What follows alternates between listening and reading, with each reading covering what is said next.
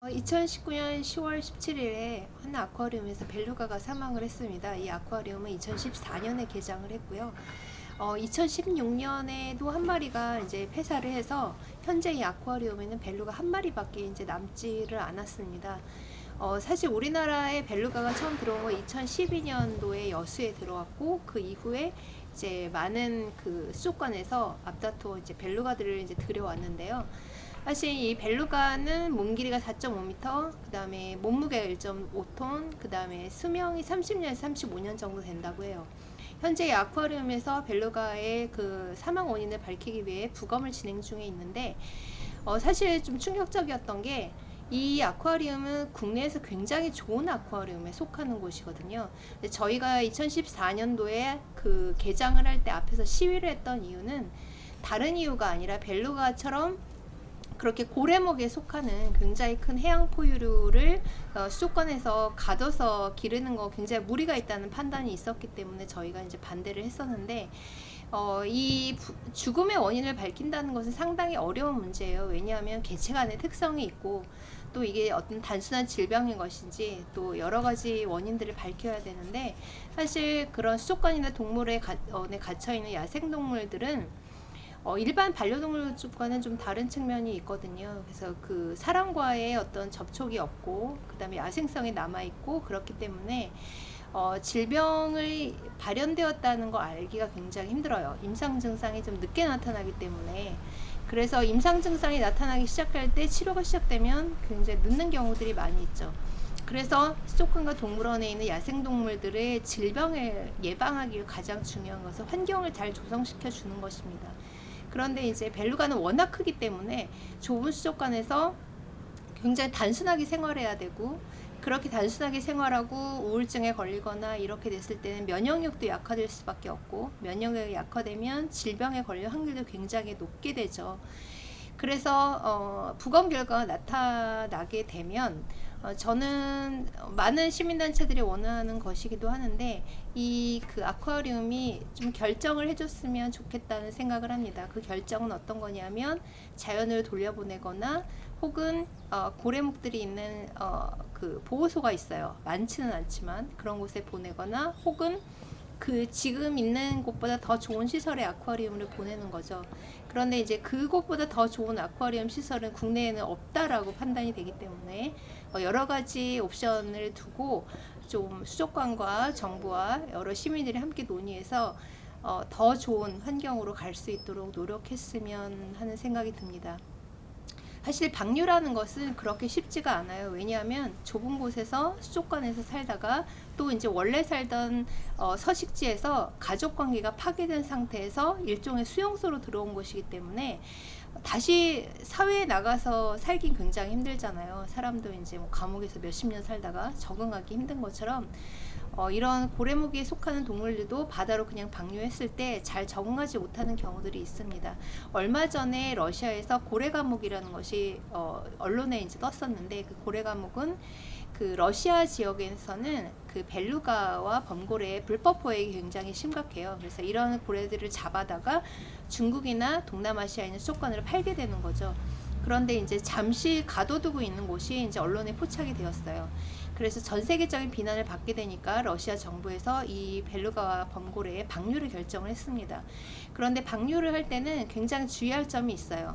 왜냐하면 이미 가족관계가 파괴되어서 새로운 곳에 들어온 동물들이기 때문에 자연으로 돌려보낼 때 혼자 보낼 수 없고요. 그 다음에 이제 짝을 지어서 보내줘야 되는데, 서로 성격이 맞는 동물들, 이런 동물들을 서로 이제 무리를 지어서 방류를 해야 되기 때문에, 또 이제 건강 상태가 굉장히 나쁜 경우에는 자연에 돌아왔을 때 죽을 수 있기 때문에 이런 것들을 여러 가지 고려를 해야 됩니다. 사실 이 고래나 이런 고래목에 속하는 큰 돌고래, 벨루가, 범고래들을 수족관에 가두기 힘들다라는 것은 많은 과학자들이 이제 많이 밝혀내기 되었는데요. 이 혼자 남아있는 이 벨루가가 우울증에 걸릴 수 있는 확률이 높다는 것은 이전에도 한번 경험을 우리가 한 적이 있습니다. 제가 사진 한 장을 보여드릴 텐데요. 이 사진은 태지라고 하는 큰 돌고래입니다. 2012년도에 피라고 하는 그 공연업체에서 현재 우리나라 제주도 지역에 살고 있는 남방 큰 돌고래들을 불법 포획했다가 그게 이제 걸리게 됐죠. 그래서 이 법원으로부터 몰수 명령을 받게 되어서 그 돌고래들이 서울대공원에 있다가 이제 자연 방류가 결정이 되었습니다. 유명한 돌고래들이 많이 있었죠. 그런데 이제 이 중에 남방 큰 돌고래들은 다 방류가 되었는데, 왜냐하면 원서식지가 우리나라니까요. 그런데 이제 남아있는 한 마리의 큰 돌고래가 있었습니다. 이 큰 돌고래는 일본 해역에 살고 있는 돌고래이기 때문에 자연으로 돌려보낼 수가 없었어요. 왜냐하면 제가 사진 하나를 보여드리겠습니다. 이 사진은 일본의 다이지라고 하는 곳이고요. 이 다이지에서는 매년 9월만 되면 많은 큰 돌고래들을 이렇게 잔인한 방식으로 이제 학살을 하고 있죠.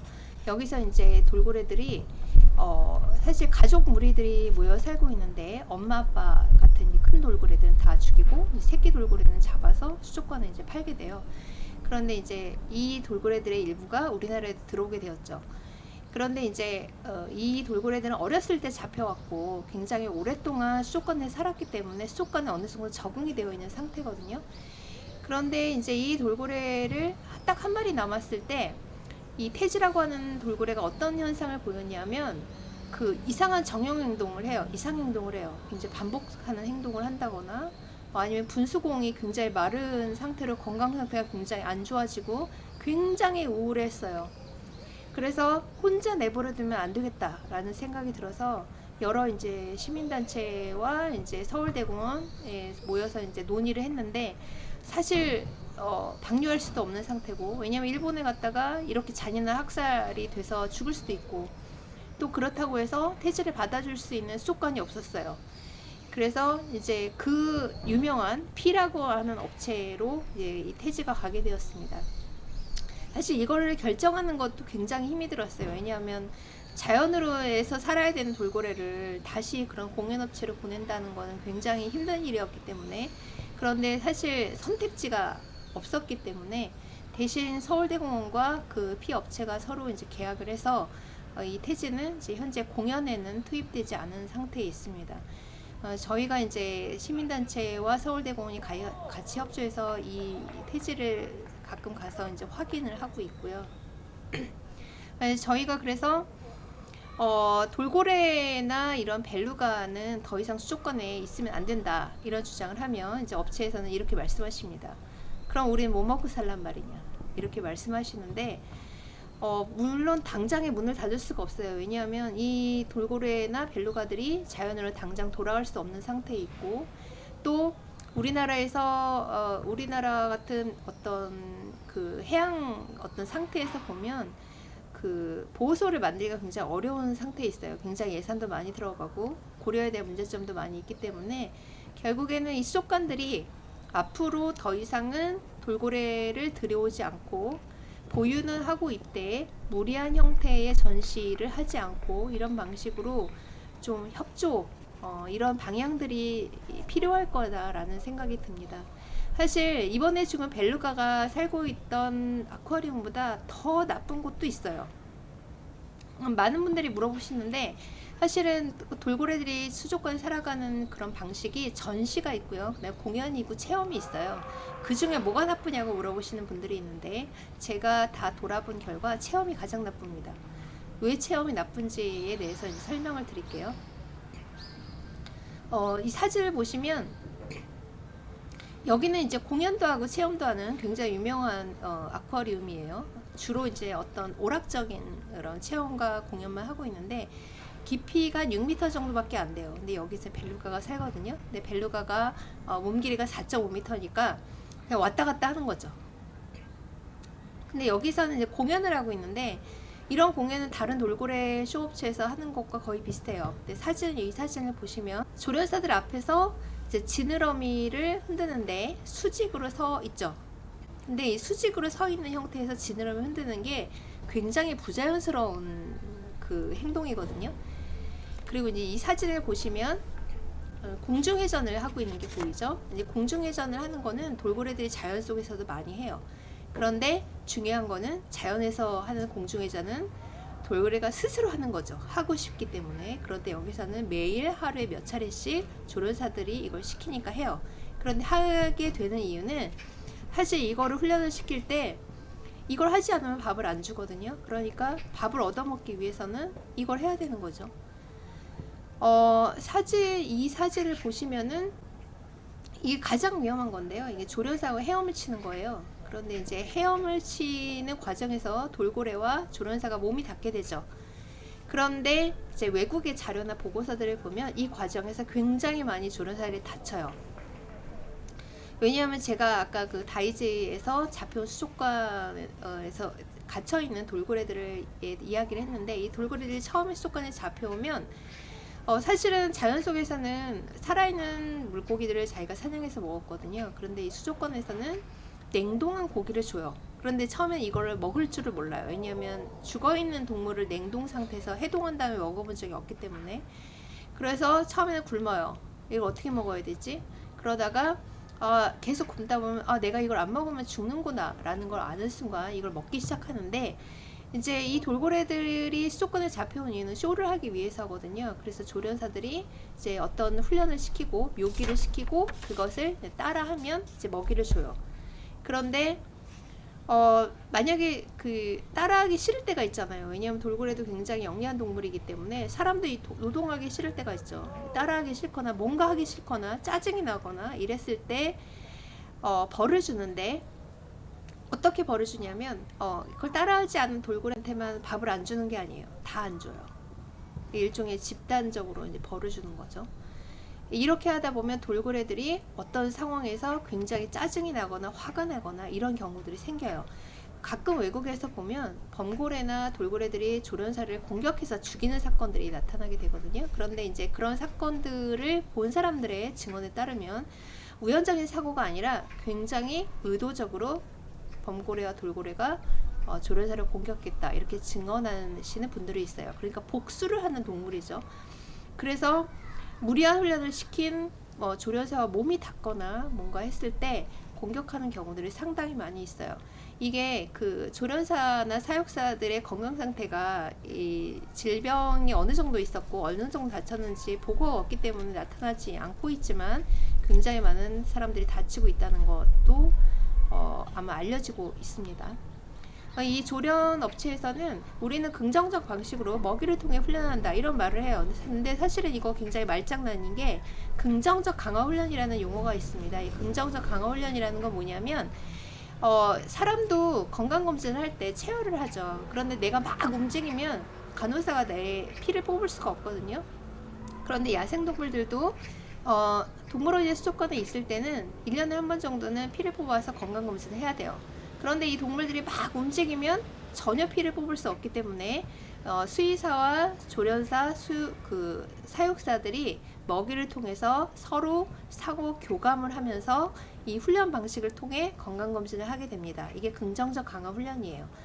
그래서 긍정적 강화 훈련의 목적은 건강검진을 위한 것이지 묘기를 위한 훈련이 아닌 거죠. 그래서 이 사람들이 하는 거는 그냥 사실 말장난이고요. 이 업체에서 하는 하이라이트는 체험입니다. 체험은 뭐냐면 가까이에서 돌고래들을 만져보는 거예요. 제가 한번 가봤어요. 어떻게 하는지. 그런데 조를 짜는데 내 앞에 이제 아이 2명이 있었고 저와 셋이 딱딱딱 들어갔어요. 들어갔는데 이제 돌고래 한 마리가 이제 우리 앞으로 왔는데, 그 중에 한 아이는 돌고래를 잘 만졌어요. 그런데 한 아이는 돌고래가 너무 무서운 거예요. 그러니까 만지지를 못하고 계속 울어요.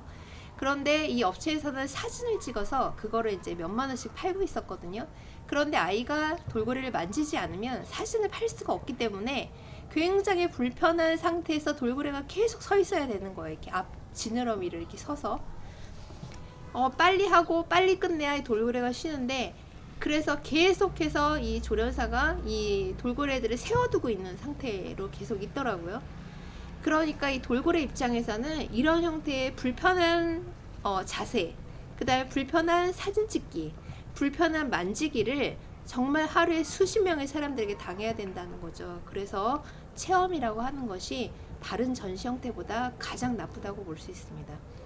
그리고 이제 돌고래를 만지는 그런 상태에서 돌고래와 사람 사이에 그 그 감염될 수 있는 인수공통 전염병 이런 것들도 있기 때문에 지금 미국 수의사협회에서는 돌고래 체험 같은 경우에 엄격한 형태의 위생관리, 그 다음에 허가되어 있는 곳에서만 체험을 하도록 하고 있기 때문에 현재 우리나라에서는 이 체험 관련한 규정이 전혀 없습니다. 그래서 이런 거를 법을 통해서 빨리 개정해야 될 필요가 있고요. 그러면 이제 많은 분들이 물어보시죠. 그럼 모든 수족관 다 나쁜 거야?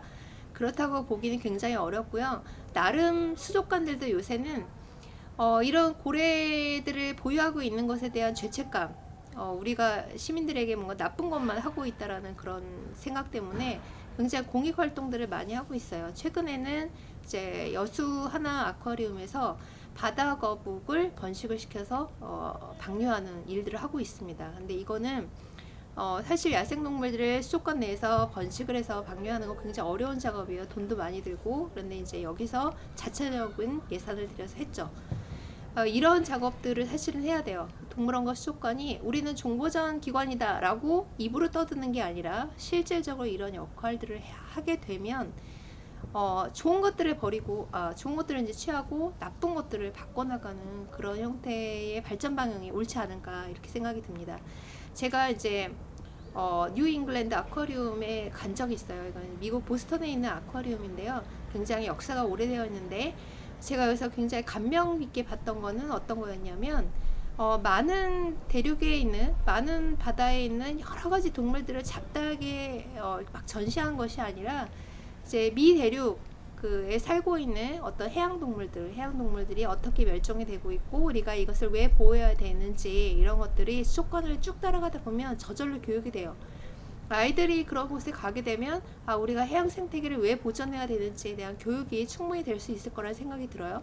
그럼 이제 거길 나오면 고래가 전시되어 있지 않습니다. 배를 타고 나가요. 1시간 동안 나가서 거기 이제 해양 보호구역이 있거든요. 그 보호구역에서 배를 정박해 놓고 한참을 기다려요. 그러다가 고래가 저쪽에서 착 나타나면 우리는 잠시 꼬리만 봐요. 그런데 사람들은 너무 행복해요. 그렇게 수족관이 하는 이런 일들을 하는 이유는 어떤 거냐면 우리가 고래를 보유하고 있는 것이 중요한 게 아니라 지금 고래가 살고 있는 고래는 대부분이 다 멸종위기 종이기 때문에 이 바다를 잘 보호하고 자연 속에 살고 있는 고래를 잠시 보는 것만으로도 우리에겐 굉장히 중요한 일이다라는 어떤 중요한 교육적인 효과가 있었던 것 같다는 생각이 들었습니다. 그래서 앞으로 수족관이 이런 역할들을 좀 해나가는 방식으로 변화해 주시기를 저는 바라고요. 굉장히 동물원 수족관은 복잡한 이슈들이 있기 때문에 이 부분은 앞으로 차근차근 하나씩 알려드리도록 하겠습니다. 오늘은 여기까지 하겠습니다. 구독 버튼 눌러주시고요.